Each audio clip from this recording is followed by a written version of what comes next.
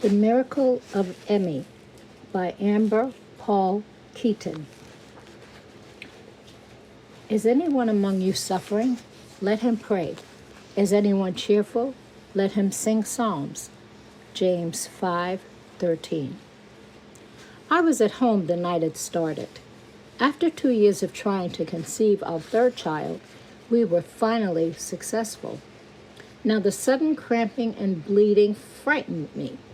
I had a previously scheduled doctor's appointment the next day to confirm my pregnancy. When I went in, they drew blood to check my hormone levels. My levels were a bit low. I went back 4 days later for another blood draw to see if the levels were increasing, indicating a healthy pregnancy or decreasing. I'd wait over the weekend for the results. Prayer is something that had always come hard for me. I got distracted easily. Those next 3 days, however, I prayed and prayed. I prayed that God would help me. I prayed that God would spare my child.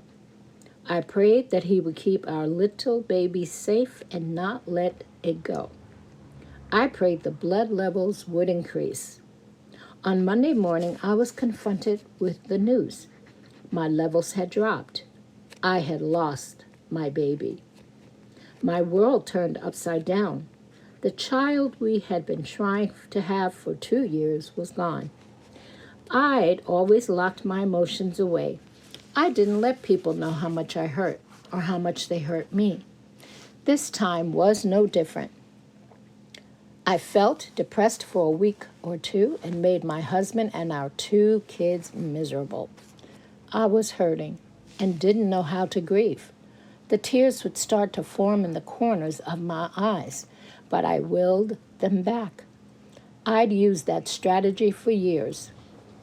One night, my husband saw one lone tear escape and run down my cheek. "Amber, it's okay to let it out," he said tenderly. "If you need to cry, then cry." That one tear would be the unleashing of many more to come. For the next few hours, I lay on my bed, cradled in my husband's arms, and began to cry. Those cries quickly became heart-wrenching, sobs from the pit of my very soul. Unbearable pain pushed up into my heart. I found a small pink blanket with silk trim tucked away in my closet. I pulled it close to me, and at that moment I knew the baby I had carried was another little girl growing inside me. I cried my tears into that blanket until no more would fall. Later, I folded the blanket and placed it back in my closet as a reminder of the baby girl I had waiting for me in heaven. A month later, I began to feel fatigued and queasy. I took a home pregnancy test and was pleased to find it positive. I quickly called for a doctor's appointment, but they couldn't see me for a few weeks. On the day of my appointment, the doctor reviewed the date of my miscarriage and determined I would be 8 or 10 weeks pregnant. He performed an ultrasound to confirm things and surprisingly saw all the baby's parts. He did the measurements and exclaimed, "This says you are 15 weeks pregnant.